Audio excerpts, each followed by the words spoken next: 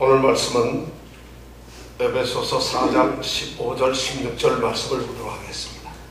이 말씀을 우리가 같이 한 목소리로 오늘 말씀을 읽도록 하겠습니다. 오직 사랑 안에서 참된 것을 하여 범사에 그에게까지 자라는지라. 그는 어린이 곧 그리스도라. 그에게서 온 몸이 각 마디를 통하여 도움을 입음으로 연락하고 상합하여 각 지체의 분량대로 역사하여 그 몸을 자라게 하며 사랑 안에서 스스로 세우느니라. 아멘. 우리가 지난주에 교회가 무엇인가에 대해서 생각을 했습니다. 교회의 특성에, 교회는 뭐죠? 교회가 뭐죠? 교회는 사람이다. 교회는 바로 그리스도이다. 이것을 여러분 잊지 마십시오. 교회는 사람입니다. 성도들, 그리스도인들 한 사람 한 사람이 교회입니다. 그리고 그 한 사람 한 사람이 모여있는 이 집합체가 또한 교회입니다. 교회가 모여서 교회가 되고, 교회가 흩어지면 또 그것이 뭐죠? 또 교회가 되는 겁니다. 그러니까 교회는 사람이다. 교회는 바로 나라는 생각을 여러분들이 잊지 마시기 바랍니다.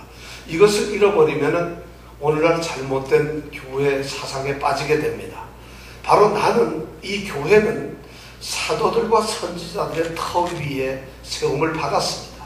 그런데 내 자신의 머릿돌이 누구냐면 그리스도입니다. 그래서 그리스도가 내 머릿돌이 되어서 내가 바로 그런 성도가 되었는데, 그럼 내 안에 바로 하나님께서 거하신 처소가 되었다는 거예요. 그러니까 하나님이 거하시는 장소가 되었다는 것입니다. 그러니까 장소라는 단어를 쓰다 보니까 우리는 사람이라는 생각을 하지 않고 건물이나 어떤 위치에 있는 그런 장소적 개념을 가지고 있는데, 하나님이 계시는 곳, 그것이 누구라고요? 나고 내가 곧 교회라는 것입니다. 그러니까 교회는 사람이기 때문에 교회는 어떻게 해야 되느냐? 성장해야 됩니다. 오늘 그래서 교회의 성장 원리가 무엇인가에 대해서 우리가 함께 생각을 해보려고 합니다. 사람은 태어나서 자라나죠. 똑같이 우리 성도들, 우리 교회는 자라나야 합니다. 성장합니다. 성장하는 것이 원칙입니다. 당연히 성장해야 됩니다. 그래서 우리는 큰 교회, 작은 교회 이런 말을 씁니다. 여러분, 큰 교회는 무슨 말입니까? 이정님 선생님, 큰 교회가 뭐죠? 갑자기 이 너무 쉬운 질문을 하니까, 큰 교회는 나 자신이다. 큰 교회는 건물이 큰 교회가 아닙니다. 잘못된 교회 관념을 가지고 있기 때문에, 교회는 사람인데 건물이 큰 것이 아니죠. 그러니까 그럼 사람이면 사람이 많이 모인 것이 그러면 큰 교회다? 그것이 아니라는 거예요. 사람이 많이 모인 것은 무슨 말이냐? 많이 모인 것이라고 얘기를 해야지 크다고 얘기를 해서는 안 되는 것이에요. 어떤 사람이 큰 사람이다, 성장된 큰 사람이라 하는 말은 그 사람 자신이 온전하게 되었거나 성숙되었거나 하는 것을 우리가 큰 사람이라 합니다. 그렇기 때문에 우리 교회는 큰 교회라고 할 수가 있어요. 왜냐하면 우리 여러분들 모두 한 사람 한 사람이 큰 성도들이 돼요. 어린아이처럼 또 금방 태어난 그런 연약한 자들처럼 연약하고 부족한 그런 자리에 있는 것이 아니라, 우리 자신이 성숙된 그리스도인이라고 한다면 그 사람은 큰 성도라는 것이, 큰 교회라는 것이. 그래서 우리가 오늘날 얼마나 자본주의적이고 물량주의적인 세속적인 표현이 교회 안에 들어와서 교회가 크다 적다, 좋다 나쁘다, 교회가 아름답다, 어른 교회가 아름답다 그래요. 아름답다 해서 교회가 뭐가 아름다우니까 숲속에 터도 넓고 교회 건물이 너무 이 중세 고딕풍으로 너무 이쁘게 지었어요. 그러니까 아름답다는, 아니라 교회 건물이 아름답지 교회가 아름다운 것이 아니에요. 그런 교회가 다툼이 있어서 서로 미워하고 질시하고 분쟁하고 이러면 그건 교회가 아름다운 것이 아니라는 것이죠. 교회는 바로 내 자신이고 사람이고, 교회가 크다는 것은 내가 성숙되었다는 이런 의미를 반드시 가지고 있다는 겁니다. 이것을 잊어버리면, 그것을 우리가 소홀히 하게 되면 교회에 대해서 잘못 생각을 하게 돼요. 그러니까 우리 교회 나오시는 분들이 혹시라도 우리 교회는 어느 교회보다 사람이 적으니까 작은 교회다, 저는 그렇게 생각을 하지 않습니다. 그것이 잘못된 교회입니다. 가장 이 땅에서 위대한 성도가 있는 교회는 큰 교회입니다. 가장 위대한 성도들이 하나하나 성장되고 있다면 그 사람은 큰 교회라는 것이죠. 큰 교회는 많은 사람들이 만드는 것이 아니라 하나님께 올바르게 성장된 그 사람이 큰 교회를 만든다는 것이죠. 우리 교회가 바로 그런 교회이기를 원합니다. 교회는 성장해야 됩니다. 각 개개인이 교회이기 때문에 성장을 해야 되고, 개개인이 모인 집합체로서 교회 이 공동체도 똑같이 성장을 해야 됩니다. 그런데 오늘 말씀해 보니까 성장의 두 가지 중요한 관점이 있어요. 첫째는 뭐냐면 범사에 자라라는 것입니다. 범사라고 하는 말은 모든 부분이라는 말입니다.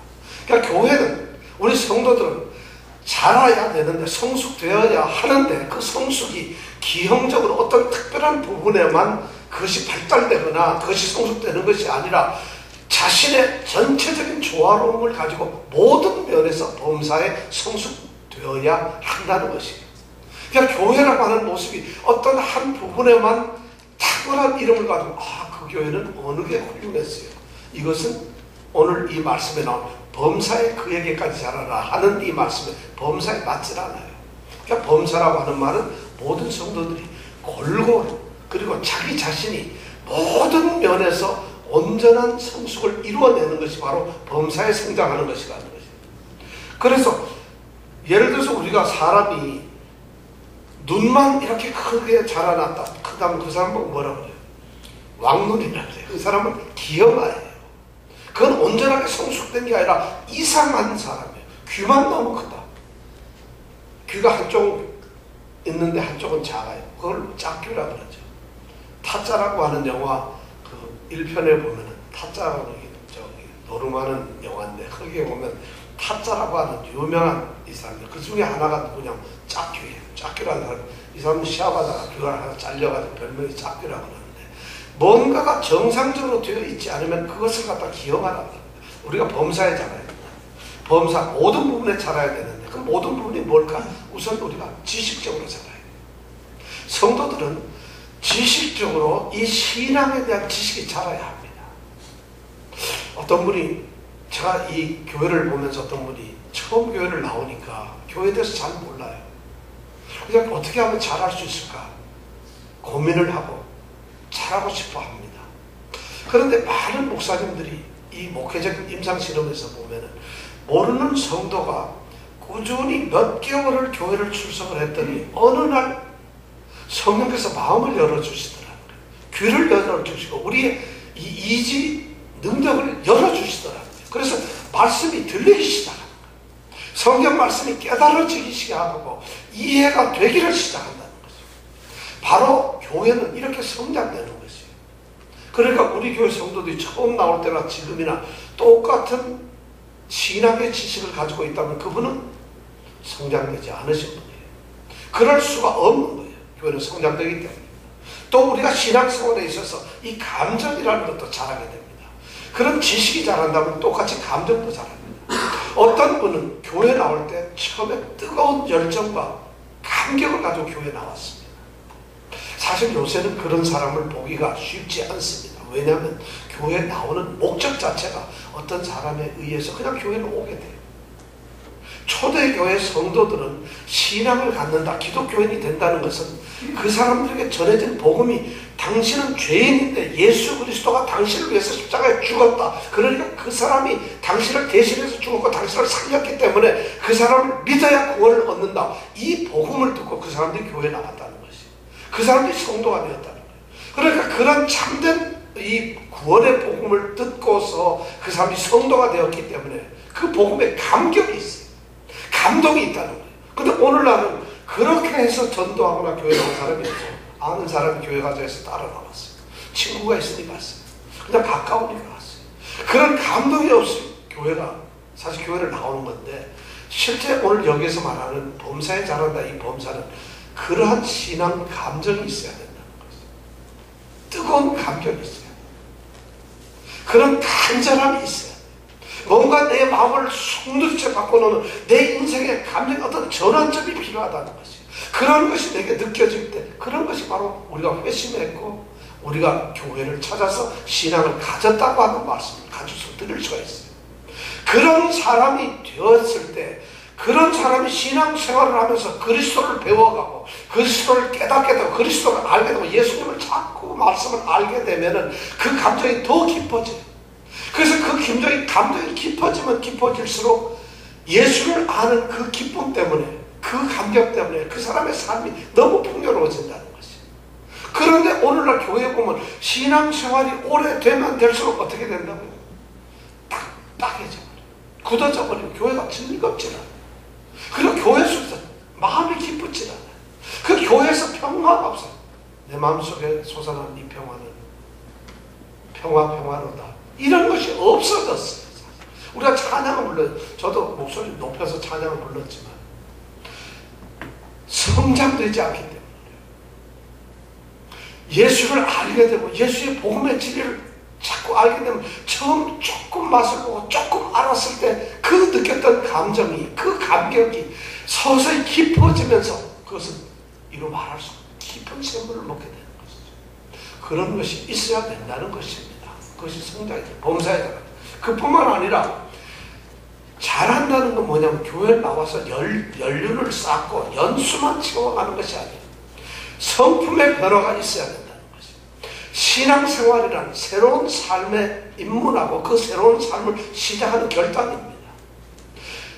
하나님께서, 주님께서 나를 부르셔서 내가 성도로서 예수님의 사람으로 부름을 받았다면 이제 나는 이 땅의 사람이 아니라 새롭게 피조된 새로운 피조물이라는 것이에요. 새로운 생명을 가진 사람이에요.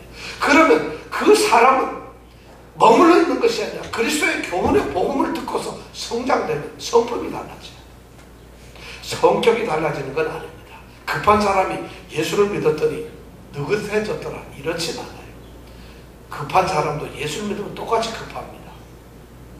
그러나 달라지는 것이 있다면 그분의 성품, 인격이 달라진다는 거예요. 성품이 달라져. 그래서 전에 거짓말하고 남과 다투기를 좋아하고 이러던 성품들이 무너지기 시작합니다. 그래서 성품이 변화되는, 그리스도의 성품으로 달라지는 것이, 이것이 바로 성수, 범사에 자라난다는 말씀은 바로 이런 말씀이에요. 우리 성도들에게 이런 성숙이 있기를 원합니다. 그럼 이런 성숙이, 이런 성장의 영역이 이렇게 다양한데 이것이 전부 다 골고루 조화를 이루어가면서 자랄 때 비로소 그 사람을 우리는 온전한 사람이라고, 이 성경 말씀 오늘 안 읽었습니다만은 13절에 보면 온전한 사람이라는 표현을 쓰고 있어요. 그런 사람이 된다는, 그렇게 성숙이 된다는 것이죠. 그런데 이 성숙은 그럼 어디까지 해야 되느냐? 마냥 자라서 하늘 끝까지 가야 되는 건가? 그것은 아닙니다. 성숙의 최종 목적은 바로, 목표는 그리스도까지 자라는 것이죠. 예수님의 성품까지 자라나는 것이죠. 현실적으로는 우리가 굉장히 어렵습니다. 그러나 우리 신앙생활에서 우리의 변화가, 성장이 그리스도까지 자라나는 것이죠.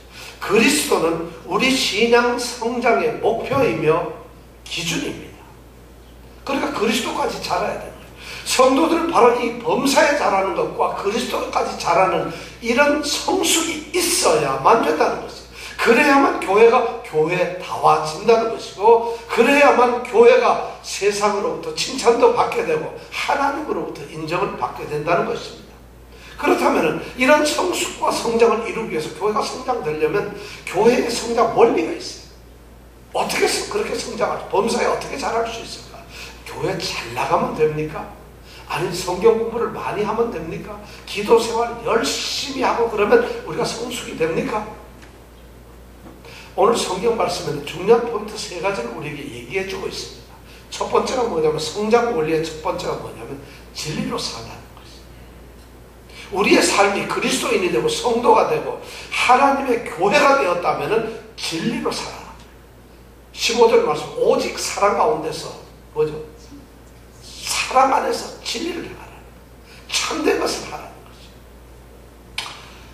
기독교의 필수적인 진리, 그런 진리를 그대로 받아들이고 그것을 믿으면서 그것을 기반으로 해서 우리가 행하라는 것입니다. 성령의 권위를 인정합니다. 또 그리스도의 그 인격, 그리스도는 신이자 사람의 성품을 가졌다는 그것을 우리가 인정을 합니다. 그분이 십자가의 죽으심으로 말미암아 우리의 죄가 대속되고 우리가 구원을 받았다. 그분을 믿는 사람이 구원을 받는다는 이런 교리를 믿어야 된다는 것이. 성령께서 우리를 도우시고 그 성령의 조명으로 말미암아 우리가 하나님을 믿게 된다는 것이. 그리고 믿음으로 의롭게 된다고 하는 이런 교리들, 이런 것을 믿어야 돼요. 바로 이 교회는 그런 참된 진리, 거기에서 성장을 해야 된다. 그것을 행함으로 성장을 해야 돼. 우리 성도들이 성장하는 것은 바로 교회가 성도인데 성도들이 성장하는 건 바로 이 진리로서 성장을 해야 돼. 근데 이 진리를 다른 말로 표현하면 구원의 이 복음의 진리, 참된 구원의 복음을 이야기합니다. 참된 복음을 가지고 있어야 돼. 교회가 참된 복음이 선포되고 그것으로 행할 때 그 교회가 성장이 됩니다. 그 성도가 성장이 된다는 것입니다. 그런데 보면은 어떤 윤리적인 이야기들을 강단에서 이야기합니다. 어떤 감정적인 호소에 의해서 우리를 갖다가 기쁘게 됐다, 슬프게 됐다, 막 이렇게 만듭니다. 또 어떤 교회 가보면 인생의 귀중한 덕목들을, 용기를 가져라, 여러분들의 신선 의무를 가져라, 여러분들은 정말 긍정적인 사고방식을 가져라 하는 그런 인생의 덕목을 이야기를 하고 있어요. 또 어떤 교회 가면 정치적인 비판과 평가를 하기도 합니다. 그런 이야기들이 교회에서 선포되고 이야기가 되고 있어요. 이런 것들은 성경의 가르침이 아닙니다. 사람은 즐거워할 수 있어요, 그것은. 그리고 사람들은 그런 이야기 때문에 구름대까지 몰려들 수가 있어요. 사람은 모일 수가 있습니다. 사람들은 엄청나게 모이게 되죠. 그러나 교회는 성장하지 않습니다. 성도는 성장하지 않는다는 것이. 성도는 자라나지 않습니다. 성도는 더 이상 성숙하지 않습니다. 사람이 모이는 것과 큰 교회라는 것은 개념이 다르다는 것이 바로 이럽니다. 바로 교회를 회파하고 교회를 흔들려고 하는 것들이 이 세상에 너무 많습니다. 그런 거짓 무리들도 많이 있습니다. 거짓 가르침을 합니다. 이단들은 또 속임수와 책동을 해서 교회를 어떻게 하는지 잘못하려고 해요. 그런 것이 오늘 말씀 가운데 14절에 보면은 그런 말씀이 있어요. 정말 교회가 온전하게 자랄 수 있는 참된 복음 진리를 깨뜨려 보려고, 그것을 희석시키려고 노력하는 것들이 있다고 있어요. 거기에 보니까 사람의 괴술이라는 게 나와요. 사람의 속임수. 사람들이 교묘하게 진리를 거짓 것으로 살짝 바꿔버립니다. 살짝 변질을 시켜요. 그래서 그것이 진리인 양 사람들이 속임을 갖습니다. 그런데 거기에다가는 우리가 약을 먹게 되면 당의정이라고 해서 가에다가 코팅을 하죠. 그래서 약간의 좀 단맛을 넣죠. 사실 약은 굉장히 씁니다. 그런데 그렇게 해서 약을 먹기 쉽게 만듭니다. 바로 복음도 그렇게 해야 된다고 착각을 하고 있어요. 복음은 순수한 복음이어야 합니다. 다른 복음이란 이 세상에 있을 수가 없어요. 바울 사도는 갈라디아서에서 다른 복음을 믿는 사람들한테 뭐라고 했냐면 그들이 죽어야 된다고 얘기를 했어요. 그런 복음은 있을 수가 없다고 얘기를 했어요. 그런데 사람이 속임수를 씁니다. 그뿐만 아니라 간사한 유혹이 있습니다. 우리 자신이 연약하기 때문에, 우리 성도들, 교회 자체가 우리가 연약하기 때문에, 연약한 육신의 몸을 가졌기 때문에 교묘하게 우리를 유혹합니다. 이것이 더 낫지 않느냐, 이것이 더 편하지 않느냐, 이것이 더 유익하지 않느냐, 이것이 더 우리를 좀 어트랙티브하게 만들지 않느냐, 이런 것으로 우리를 끌어간다는 거죠. 이런 유혹에 쉽게 빠져서 타협이 되어버리고 맙니다. 그것도 괜찮은데 또 어떤 것이 있냐면 소위 세상의 교훈입니다. 세상의 시대정신이라고 하는 것들, 세상이 가르치는 세속적인 가치관이나 세상의 어떤 그런 정신이 우리를 갖다 혼미하게 만들어요. 우리는 새롭게 태어난 그리스도의 정신으로 그리스도의 뜻으로 살아가는 사람들, 그것이 교회인데 그 교회 안에 세상의 가치나 세상의 어떤 이론이나 세상의 철학들이 오염을 시켜버리고 말았다는 것이에요. 그러다 보니 교회가 엉뚱한 성장주의, 엉뚱한 프로그램, 엉뚱한 교제, 친목, 화해, 사랑 이런 것으로만 뭉뚱그려가지고 교회는 마치 그러한 곳으로 만들어버리고 말았다는 거죠. 그러한 사람들이 모이는 것이 바로 교회라고. 교회는 선인들이 모이는 것이다. 천만입니다. 교회는 선인들이 모이는 것이 아니라 그리스도 예수의 피로 구원을 받은 사람들이 모이는 것이라는 것이에요. 그렇기 때문에 교회는 거짓 것을 방치하거나 용인을 해서는 안 됩니다. 말이든 행동이든 진리를 떠나서 거짓과 타협을 해서는 절대 안 됩니다. 진리의 삶을 살아가는 데 있어서 어떤 시련이나 역경이 있다면 그것을 두려워해서는 안 됩니다. 진리의 삶을 살아가는데 우리 자신이 무신경해져서 무관심해져서 될 대로 되라 이렇게 살아서는 안 된다는 것이에요. 우리는 성숙하기 위해서, 성장하기 위해서, 성장의 원리는 바로 진리에 산다는 것이에요. 여기 오늘 말씀해 보면 오직 사랑 안에서 참된 것을 하여 이렇게 돼 있어요. 하여라는 말이 행동한다는 이런 의미가 아니라 원어에는 말을 한다는 말이에요. 고백을 한다는 말이에요. 진실을 고백한다는 거예요. 그런데 이 말씀이 변화되어서 결국 삶의 전체로 적용이 되고 있어요. 그래서 이 말이 뭐냐면 교회, 성도는 진리에 살아야 된다는 거죠. 그리고 진리를 행해야 된다는 거죠. 더 나아가서 교회는 우리 성도들은 진리 그 자체여야 한다.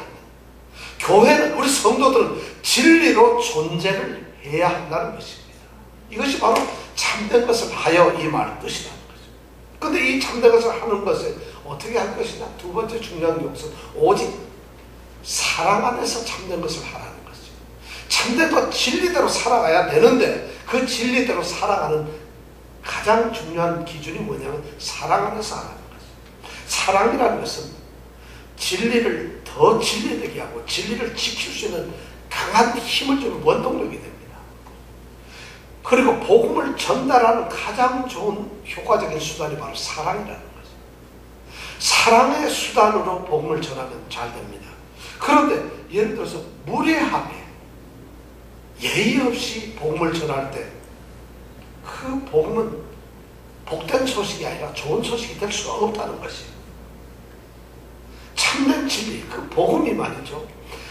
사랑이 아닌 다른 전달 방법을 쓰게 되면은 그 순수한 복음이 변질이 됩니다. 수단에 의해서 그 내용물을 갖다 다른 사람들이 착각을 하거나 그걸 오해를 하게 된다는 것이에요. 율법주의적으로 자기 의를 내세우려고 또는 논쟁적으로, 투쟁적으로, 비판적으로 그리고 뭔가를 어떤 다른 어떤 시비를 걸기 위한 이런 방법으로 그런 태도로서 진리를 행하는 것은 안 된다는 것이에요. 진리를 행하는 것은 바로 사랑 안에서 해야 된다는 것이에요. 그래서 제가 오늘 주보에 글을 써놓았습니다. 사랑 안에서 진리를 말하라. 제가 한번 읽어드리겠습니다. 성숙한 그리스도인을 묘사하면서 바울은 그 특징 중에 하나를 사랑 안에서 진리를 말하는 것이라고 말합니다. 이것은 아주 간단하게 들리지만 우리가 행하기에 아주 어려운 일인 것 같습니다. 우리 중 어떤 사람들은 진리를 말하는 데는 아주 뛰어나지만 사랑하기는 잊어버립니다. 그래서 우리는 스스로를 선지자들이라고 부르지만 사실 다른 사람들은 우리를 세상 물정 모르는 사람이나 입만 살아있는 사람이라고 부릅니다. 우리 중에 어떤 사람은 사랑하는 데는 뛰어나지만 그 진리가 고통스러운 것이면 그것을 솔직히 말하지 않는 그런 경우가 있습니다. 그래서 우리는 자기 자신을 그리스도를 닮은 사람들이라고 말하지만 다른 사람들은 우리를 걱정이라고 부릅니다. 아니 더 심하게 말할 수도 있으나 여기서는 두 가지를 모두 행하도록 가르칩니다. 진리를 말하십시오. 그러나 사랑의 태도로 하십시오. 특별히 교회 안에서 우리가 이것을 실천하면서 요령을 피울 때의 문제점들이 무엇인지 생각해 보십시오. 다른 성도와의 사이에 문제가 있을 경우에 제3자에게 그것을 가져가서 떠들고 그러지 말라는 것이에요. 직접 그 사람에게 가서 사랑 안에서 진리를 말하라는 것입니다. 이것이 바로 사랑 안에서 진리를 말하는 것이에요. 그런데 여기서 중요한 우리가 조심을 해야 될 것은 뭐냐면 지금 사도가 오직 사랑 안에서 참된 것을 하여 이 말씀을 할 때 이 참된 의미는 뭐냐면 진리를 붙들라는 것이에요. 진리가 우선이라는 것이에요. 진리는 어떤 경우에도 포기가 되어서는 안 되는 것이에요. 진리를 붙잡고 진리를 쫓아가야 된다는 것이에요. 애매모호한 좀 흐리멍텅한 뭔가 구분이 안 되는 그런 사랑의 정신을 가지고서 진리를 적당하게 타협하라는 이런 말이 아니라는 것이에요.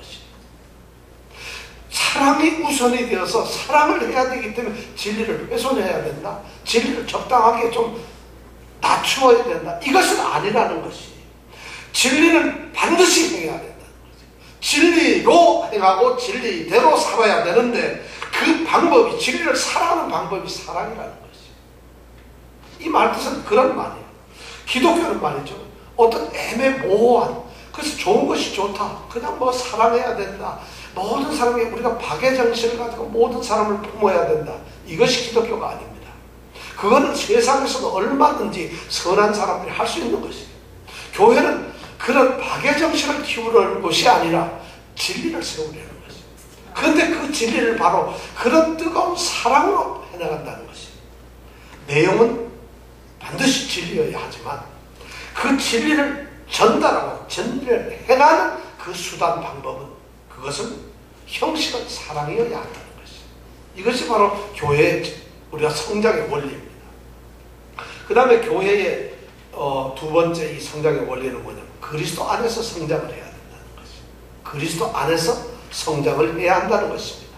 오늘 15절 말씀해 보니까 오직 사랑 안에서 15절 그에게서 온몸이 각마디를 통하여 도움을 입음으로 연락하고 성합하여 이렇게 되어 있어요. 사도는 지금 교회를 갖다가 우리 성도들을 몸이라고 하는 비유를 사용도 하고 건물이라고 하는 비유를 사용도 합니다. 또는 우리 에베소서 잘 읽어보면 국가를 비유하기도 하고 가족이라는 말로서도 이 교회를 비교하고 있고 비유를 하고 있어요. 그런데 이 모든 비유의 기본점은 뭐냐면 그리스도와 긴밀한 관계를 가져야 된다는 것입니다. 교회는 반드시 그리스도와 연결되어야 합니다. 그리스도와 관계가 되어야만 한다는 것이에요. 오늘 그 말씀을 연락하고 상합하여 이렇게 표현을 쓰고 있어요. 연락이라는 말은 조화롭게 그 온몸이 머리이신 그리스도가 이 온몸의 지체들이 머리와 연결이 되어 있어야 한다는 말이 바로 연락입니다. 지체들이 각자 노는 것이 아닙니다. 기능을 각자 하는 것이 아니라 머리의 통제를 받고 머리와 연결되어서 있어야 한다는 것이죠. 그런 상태에 우리 교회가 있어야 된다는 거죠. 성도들은 바로 그리스도와 연결된 사람들이 되어야 한다는 것이고 상합한다는 것은 무슨 말이냐면 그렇게 연결이 되었는 것 자체가 그냥 단순한 연결이 아니라 아주 끈끈하게 밀착이 되고 결합이 되어 있어야 한다는 거죠. 그러니까 연락된다는 이 말은 무슨 말이냐 물리적인 기계적인 그냥 결합을 의미하는 것이고 이 상합이라고 하는 말은 조금 정신적이고 유기적인 것을 말해요. 그러니까 우리가 같이 옆에서 딱 붙어서 그리스도하고 있을 수는 있는데 아무 생각 없이 기계적으로 그냥 물리적으로만 그렇게 있는 것은 연결이 아니라는 것이에요. 그런 연결을 벗어나서 옆에 있고 연결되어 있지만 화학적으로 완전하게 결합이 되는 그러한 그리스도와의 관계를 가져야 된다는 거죠. 성경을 읽고 성경을 행사하고 예배를 드리고 신앙생활을 하는 모양을 가짐으로써 그리스도와 연결되는 것이 아니라 성경을 내가 녹아져서 이것은 나의 사상과 인생관과 나의 가치관으로 삼고 그대로 살아가는 것이 날마다 살면서 예수를 그냥 느끼는 것이 그리고 날마다 내가 그리스도를 믿는 이 신앙 자체가 뜨거운 지식과 감정과 성품의 변화를 통해서 완전히 달라지는 그런 화학적 결합을 갖는 것 이것이 바로 상합을 한다는 말. 신앙은 바로 이렇게 되어야 돼. 그래야만 우리 성도들 교회의 신앙이 자랄 수 있다는 거죠. 그런데 이렇게 해야만 오늘 말씀해 보니까 온몸이 각 마디를 통하여 도움을 입는다는 거죠. 마디를 통해서 마디라는 것은 연결고리 끈입니다. 그 고리를 통해서 머리이신 그리스도에게서 주시는 생명과 능력과 힘과 지혜와 모든 것이 공급됩니다. 그런 도움을 우리가 충분하게 받을 수 있다는 것. 그래야만 성장을 한다는 것이죠. 그렇게만 돼서 성장하는 게 아니라 세 번째 또 다른 무엇이 있냐면 교회는 우리가 각자가 자기를 해야 된다는 거죠. 그럼으로써 성장이 된다는 것이죠. 오늘 말씀해 보니까 16절에 각 지체의 분량대로 역사하여 이렇게 말되어 있어요. 각 지체는 우리를 말합니다. 교회가 몸이라고 한다면 머리가 그리스도이시고 이 몸 전체가 그리스도인데 우리 각 사람들은 이 몸의 각 부분이 되어 있어요. 입이 되고 코가 되고 손이 되고 다리가 되고 발이 되고 어떤 사람은 심장이 되고 전부 다가 하나의 그렇게 되면서 그리스도의 몸을 이루어 간다는 것이에요. 그런데 바로 이런 각 지체가 그런 몸의 자기의 분량대로 역사를 해야 된다는 거죠. 자기 자신이 가만히 있어서 성장이 되는 것이 아닙니다. 연결이 되어 있기 때문에 저절로 자양분을 먹고 양분을 먹음으로써 성장되는 것이 아니라 연결된 성도들이 각 지체들이 교회들이 스스로 활동하고 역사를 해야 된다는 거죠. 이 말은 무슨 말이냐면 자기가 할 일이 있다는 것이. 자기가 할 수 있는 자기의 역할이 있다는 것이. 교회는 다양합니다. 우리 성도들은 다양하게 하나님으로부터 부름을 받았습니다. 하나님께로부터, 우리 주님으로부터 우리가 다 부름을 받았는데, 주님께서는 어떤 사람을 부르면서 부르시는 그 순간에 잘 빚어가지고 똑같은 모양으로 규격품을 만들어내신 것이 아니라 있는 그대로 우리를 부르셨어요. 그러니까 우리 각자는 전부 다양한 어떤 역할이 있어요. 그래서 자기 자신이 집합체인, 공동체인 교회 안에서 또 다른 교회로서 해야 할 역할이 있다는 것입니다. 독특한 역할이 있다는 것입니다. 바로 그러한 기능을 성령께서 우리에게 주셨어요. 우리는 그것을 성령의 은사라고 합니다. 어떤 사람은 말을 잘하고, 어떤 사람은 청소를 잘해요. 어떤 사람은 남에게 권면을 잘하고, 어떤 사람은 남의 얘기를 잘 들어주면서 동조하고 눈물을 잘 흘려요. 굉장한 능력이에요. 그 사람하고만 있으면 너무. 어떤 사람은 남을 헐뜯고 이거는 은사가 아니군요. 주소 이거는. 우리에게는 그런 은사가 있어요. 교회를 세우기 위한 그런 은사가 있다. 이런 은사가 다 있는데 그것이 뭐냐면 성령께서 주신 건데, 그런 각자가 가지고 있는 다양성의 은사를 교회를 위해서 세워야 된다는 거죠. 그걸 활용을 해야 된다는 거죠. 각 지체의 분량대로 역사해요. 그런데 여기 보니까 각 지체의 분량대로 역사라는 거죠. 이 분량대로라는 말. 분량대로라는 것은 뭐냐? 우리가 수용력이 있는데 내가 수용할 수 있는 능력 안에서라는 말이에요. 몸의 지체는 모두 다 똑같은 양은 머리로부터 받지를 않습니다. 우리가 어떤 능력이 하나님께로부터, 주님께로부터 똑같이 받지를 않았어요. 저와 여러분들이 똑같은 기능을 받은 것이 아닙니다. 남자가 여자와 똑같은 기능을 받지 않았고, 청년과 어른이 똑같은 기능을 받지 않았어요. 교회 안에서는 다양한 기능을 받았는데, 내가 받는 그 분량의 수용성만큼 충분하게 공급을 받는다면 나의 수용성, 나의 능력, 나의 분량대로 일을 하라는 것이. 그것을 뛰어넘어가지고 더 일을 잘해보려고 하면 그걸 보고 뭐라 그래요? 다리가 당연히 걸으면 걸어야 되는데 이 다리가 자기가 보려고 그래요. 야, 넌 눈 감고 있어. 내가 다 갈 테. 그럼 물에 빠지고 넘어지고 난리가 납니다. 자기의 역할을 초과해서는 안 되는 거지. 교회는 바로 자기 일을 해야 돼요. 여러분들 교회에서 자기 일을 한번 찾아보시기 바랍니다. 여러분들이 교회이면서, 이 공동체 교회에서 여러분들이 할 일이 뭐가 있어요? 우리는 너무 많은 것을 해요. 교회를 세우기 위해서 모든 성도들이 자기의 역할과 기능을 다 가지고 있어요. 저는 그것을 너무 잘합니다. 어떤 분들이 우리는 그것을 봉사라는 말로도 하고 섬기는다고도 말을 하는데, 바로 교회는 그렇게 세워지는 것이라는 거죠. 근데 보니까 오늘 말씀해 보니까 스스로 세운다고 되어 있어요. 스스로 자발적이에요. 성장의 이 근원은, 이 각 지체는 어떻게 되냐면 스스로 세우는 거죠.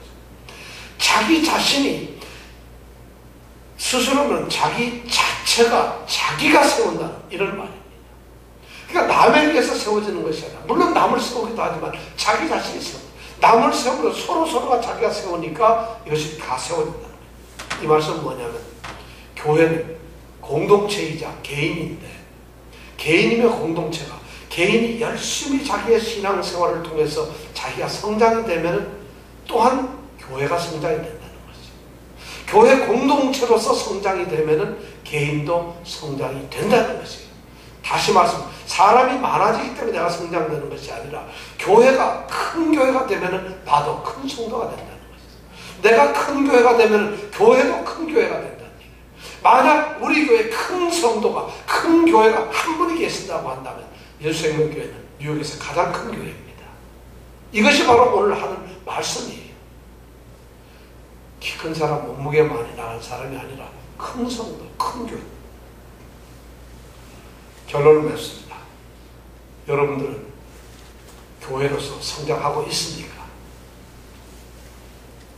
오늘 이 말씀을 들으면서 여러분들 정말 교회로서 여러분들 성장하고 있으세요? 진리를 행하고 진리를 말하고 진리를 따름으로써 여러분들 성장하고 계세요? 여러분들은 예수 그리스도로 그분으로부터 연결이 되어서 마디를 통해서 그분에게 충분한 도움을 날마다 받고 있습니까?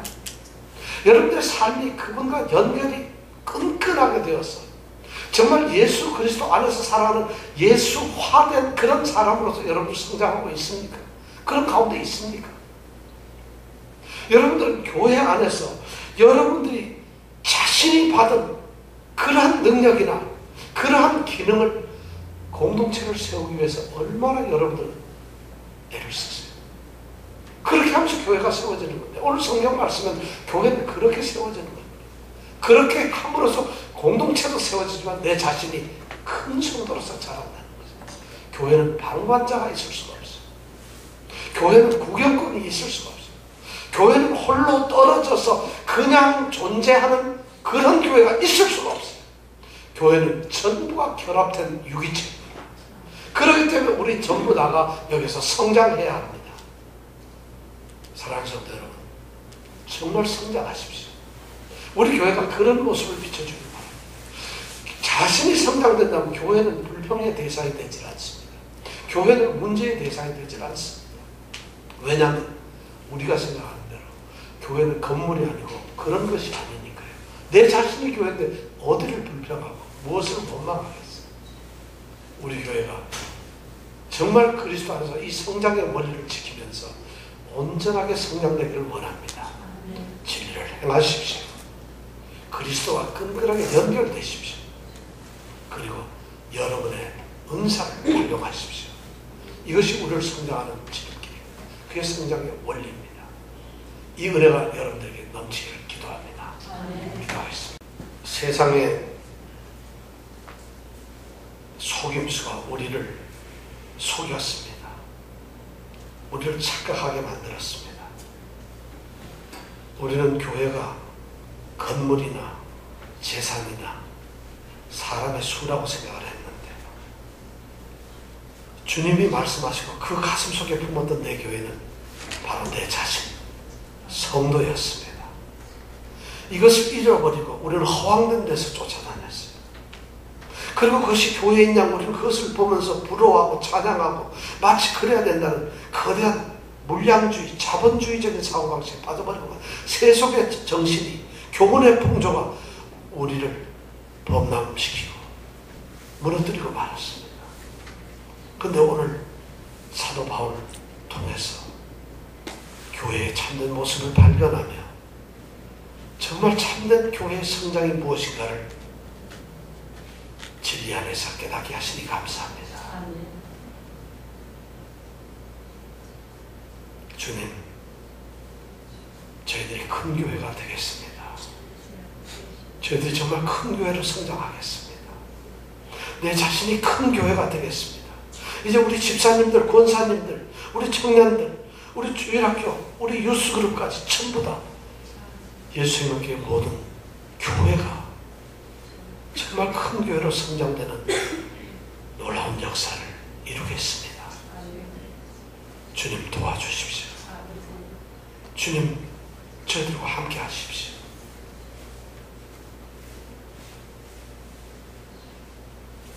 이 고백을 하면서 예수 그리스도의 이름으로 기도드렸습니다. 아멘.